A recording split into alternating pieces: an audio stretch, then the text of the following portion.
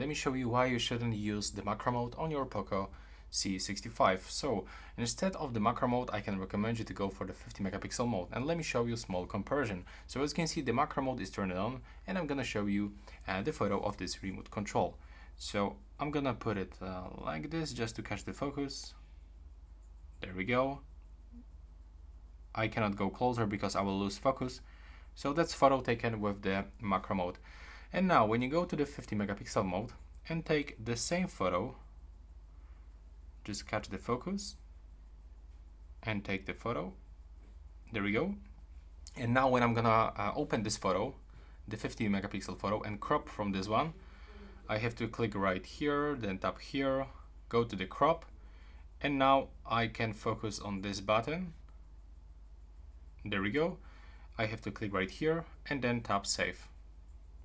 Now just wait for the post-processing, and as you can see, this photo was captured with the 50 megapixel mode. And take a look how many details we can actually find on this button. There's pieces of the dust, some hairs.